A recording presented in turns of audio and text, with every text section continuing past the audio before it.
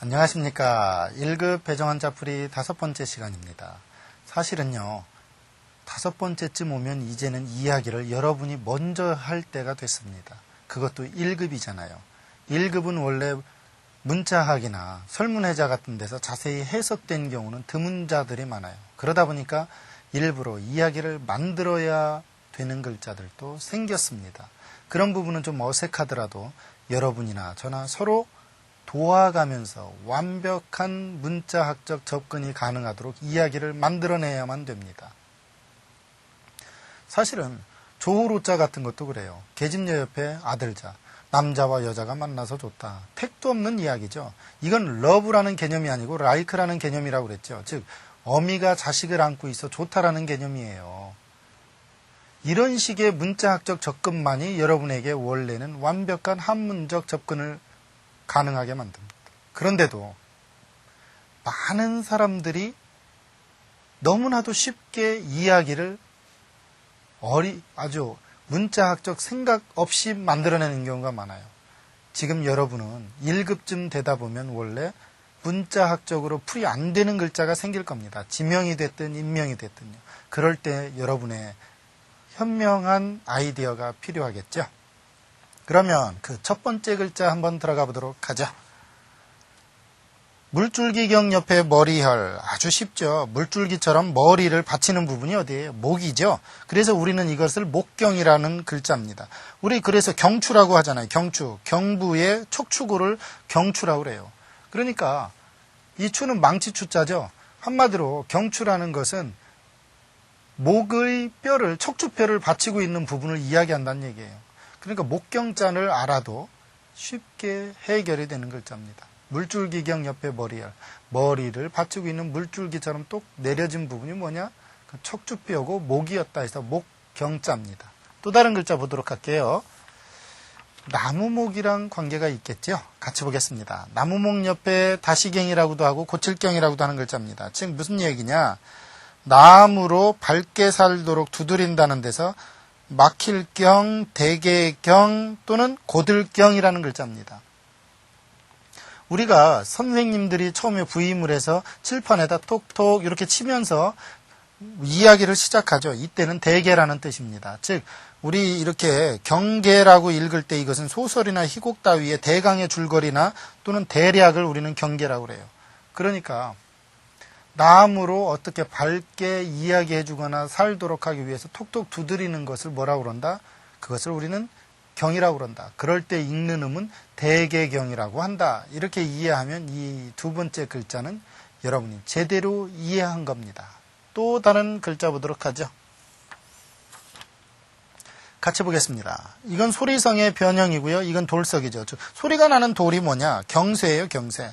그래서 소리가 나는 돌이라는 데서 경쇠경자입니다. 우리 풍경 그러면 뭐죠? 옛날식 건물 처마 끝에 다는 경쇠를 풍경이라고 그래요. 그러니까 이 풍경경자라고도 하고 경쇠경이라고 하는 경자는 소리가 나는 돌을 경쇠라고 한다는 얘기예요. 우리 편경이라고 해서 옛날 악기 중에 보면 그 돌의 두께가 제각각 달라서 망치처럼 생긴 거로 텅텅 치는 거 있죠. 이걸 경쇠라고 하거든요. 의외로 쇠자가 들어갔다고 해서 아이들은 이거 쇠금이 들어가야 되는 거 아니냐 이렇게 얘기하는데 그럼 돌쇠는 돌과 쇠입니까? 네, 제 농담은 원래 잘 안 받아주기로 유명하죠. 다음 글자 보도록 하겠습니다. 자, 이번 글자는요, 마음심과 관계가 되어 있습니다. 같이 볼까요? 마음심 옆에 빼어날 수. 즉, 무슨 자입니까? 마음이 계절이 바뀔 때마다 두근거린다 해서 두근거릴 계자입니다. 우리 계율 그러면 부들부들 떨며 두려워하는 걸 얘기하는 거예요. 사실 여러분, 계절이 바뀌는데 마음이 두근거리지 않는다면 그게 사람입니까? 송장이지. 봄이 되면 봄이 되는 대로 두근거리고 여름이 되면 여름이 되는 대로 두근거리고 가을이 겨울이 오면 두근거리는 것 이것이 사람이 사는 이치. 그래 두근거릴 계자를 잘 보면 마음심 옆에 계절 계자. 마음은 계절이 바뀔 때마다 두근거린다.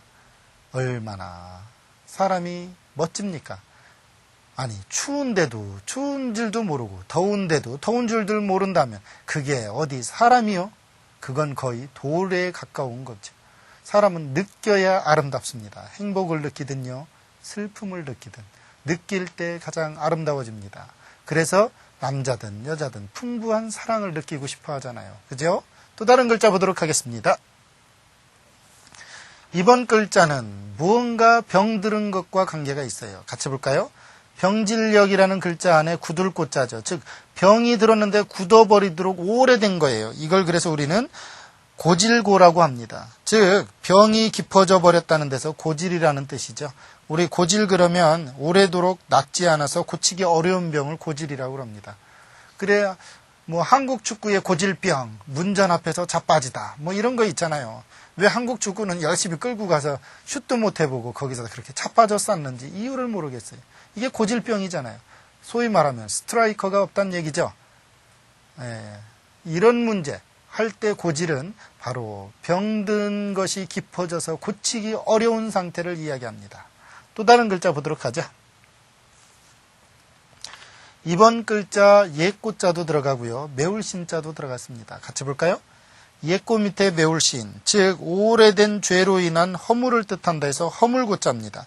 사실은 이게 매울신이라고도 하지만 원래 죄인의 이마나 손에 무엇을 새기기 위한 문신 도구였죠. 문신을 콕콕 찌르는 건 맵다 해서 고통스럽다 할 때 신자입니다. 오래된 고통, 그건 허물이다 해서 허물고자입니다. 무고 그러면 허물이 없다는 뜻이고요. 근데 무고 그러면 이건 뭐냐? 사실에 없는 일을 거짓 꾸며가지고 남을 해당 기관에 고소하거나 고발하는 걸 무고라고 그래요. 이때 무는 속일 무자죠. 무고 이렇게 되는 겁니다. 우리가 혹세무민 그러잖아요. 세상을 의혹되게 하고 백성을 속이는 걸 혹세무민이라고 그러죠. 그때 무자가 뭐예요? 속일 무자입니다. 즉 말씀원 옆에 무당무, 원래 무당이 하는 말 대부분이 속이는 게 많았어요. 그래서 속일 무자입니다. 원래 그렇죠. 어떤 무당 가자마자 뻥칩니다. 뭐라고 그래요? 네 뒤에 잡기 있어 그러죠. 아니 세상에 보이지 않으니 마음대로 떠벌릴 수밖에. 제대로 본다면 말도 안 해. 원래 이런 거 있잖아요. 그 옛날 이야기 하나 합시다. 어떤 무식한 마누라가 돈은 무지하게 많아요. 그래 새해가 되니까 무당한테 찾아가서 얘기합니다. 원래 옛날 그 마누라의 특징이 뭐예요? 집에서 가축 기르는 거잖아요. 그렇죠? 그러니까 오자마자 무당이 말합니다. 이 옆에 내야 니네 집 닭 기르지? 닭은 분명히 말하는데 부리와 발로 앞으로 쪼아나가지. 그러니까 맞다고. 다리로 뒤로 음식을 제끼지. 그러니까 어떻게 알았냐고. 안 보고 신기하다고. 니네 집 돼지는 먹이를 앞으로 밀어내지. 그러니까 어떻게 하시냐고. 신통하다고. 그래서 부적을 쓰고 가니까 무당이 말합니다. 이 이야기 남편한테 하면 뺨 맞는다 그랬단 말이에요. 하도 신기하게 잘 맞추니까 그날 10냥을 주고 집에 와서 남편한테 말합니다. 글쎄 내가 오늘 점을 봤는데 신기하게도 우리 집 가축이 하는 행동까지 너무 잘한다고. 그러니까 남편이 어떤 행동 그러니까 닭은 부리로 쫓는데 뒤로 밀어내고 다리로 뒤로 밀어내고 돼지는 앞으로 밀어낸답니다. 그러니까 열받아요. 남편이 슬슬 열받아요. 가축의 습관이잖아요. 그래 돈 얼마 줬니? 그러니까 너무 신통해서 10냥을 줬다고 하니까 뺨을 맞아요. 그러니까 부인이 박장대소하고 웃습니다. 뺨 맞는 것까지 맞췄다고. 무당이란 게 그런 거예요. 결국은 일반 상식선에서 한 가지 더 추측 가능한 것까지 얘기한다는 얘기죠. 이것이 속일 무자의 근거가 된 글자입니다. 얘기가 많았죠. 다음 글자 보도록 하죠. 네, 이건 속인 이야기 아닙니다. 이번 글자는 쇠금이랑 관계가 돼 있습니다. 같이 볼까요? 쇠금 옆에 굳을고, 즉 무슨 이야기냐? 쇠로 단단하게 뚫어진 곳을 땜질한 데서 이걸 땜질할 고라고 하는 자입니다. 우리 금고 그러면 뭐냐면 자유형 중에 하나로서 어느 울타리를 지어놓고 그 밖을 벗어나지 않게 하는 걸 금고라고 그래요. 이때 이 땜질할 고자는 그래서 가둘고라고도 합니다. 우리 사극 같은 데 보면 저를 위리안치 시키되 금고형으로 하라 뭐 이런 얘기 들어봤잖아요. 그죠? 위리안치라는 건 뭐예요? 집을 싸고 사방에 가시나무를 해서 그 밖을 벗어나지 못하게 만드는 거고요. 금고라는 것은 그 울타리 밖을 벗어나지 않는 선에서 자유롭게 움직이는 걸 금고라고 그래요. 그래서 고는 땜질할 고, 가둘 고라고도 한다. 꼭 기억해 두시면 유용하게 쓰이게 되겠죠. 다음 글자 보도록 하겠습니다. 이번 글자는요, 두드리다라는 뜻입니다. 같이 볼까요? 입구 옆에 병부절, 즉 입으로 병부를 들고 묻다, 두드리다, 꾸벅거리다 이 뜻으로 쓰인 두드릴 고자입니다. 고두 그러면 사죄의 뜻으로 머리를 조아리는 걸 고두라고 그래요. 그럼 입구 옆에 병부절 했는데 병부가 뭐냐?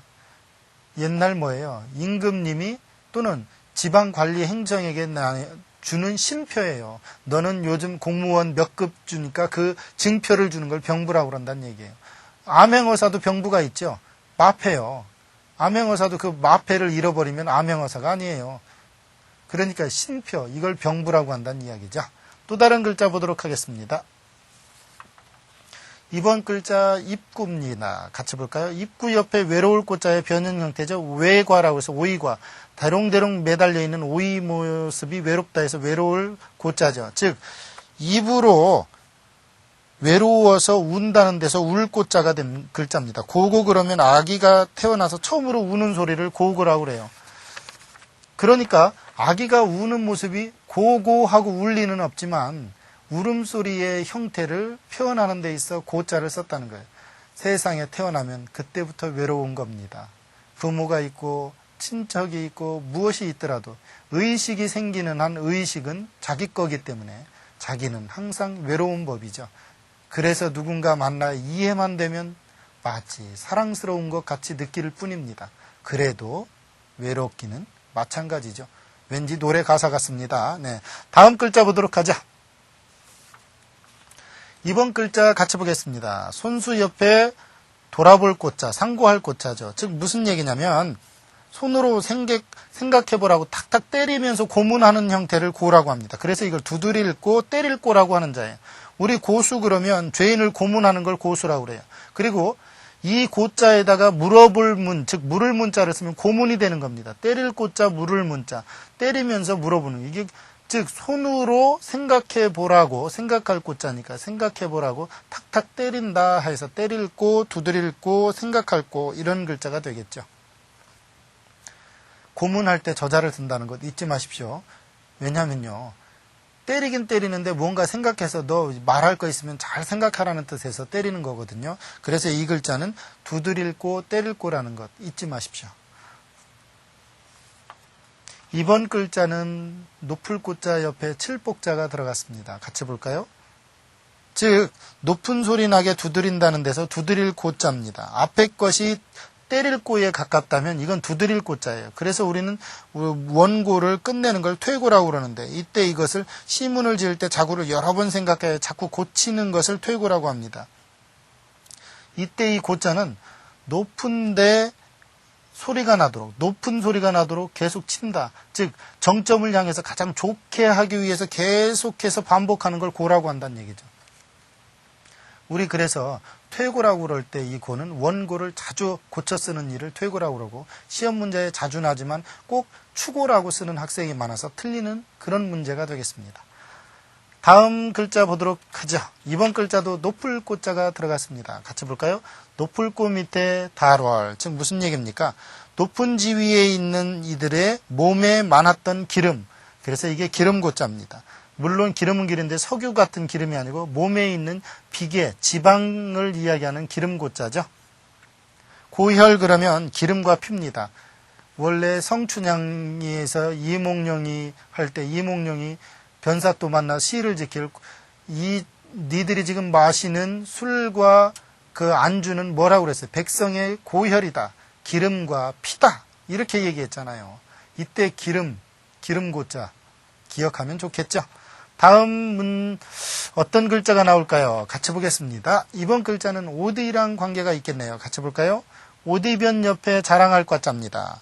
즉 옷을 입고 자랑하는 버릇에서 바지의 뜻을 나타냈다 해서 바지고자입니다. 고의 그러면 남자의 여름 옷바지를 고의라고 그러죠. 중요한 건 남자가 됐든 여자가 됐든 새 옷을 사 입으면 자랑하고 싶기는 매한 가지인가 보죠. 오디 옆에 자랑할 과, 옷을 입고 자기의 품위를 자랑하기 위해서 입는 옷, 바지예요. 아니, 아무리 멋지게 입었어도 바지를 안 입으면 참 이상하잖아요. 그죠? 그럴 수밖에 없잖아요. 그래 바지 고자는 그렇게 만들어졌습니다. 다음 글자 보도록 하죠. 이번 글자는 넓적다리를 나타내는 글자입니다. 같이 볼까요?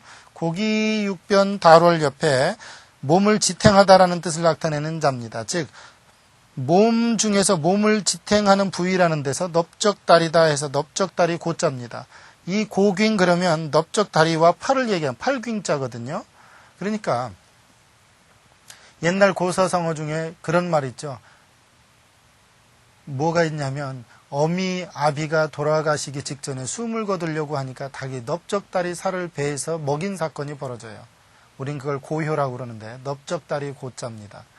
사실 고기를 옛날에 먹을 재간이 없죠. 근데 어쨌든 사람 몸에 좋은 것은 사람 몸에 좋은 DNA를 갖고 있는 부분이 가장 좋습니다. 식인종이 그러니까 사실은 제일 좋은 음식을 먹는 거죠. 따져보면요. 그런데 죽어가는 사람한테 넓적다리 살을 배에서 먹였었다는 고사는 내 몸도 부모님으로부터 받은 거기 때문에 부모님에게 돌려주는 것이 마땅하다는 데서 온 자입니다. 요즘에야 그렇게 할 효자도 없거니와 그걸 바라는 부모도 있지도 않을 겁니다. 또 다른 글자 보도록 하죠.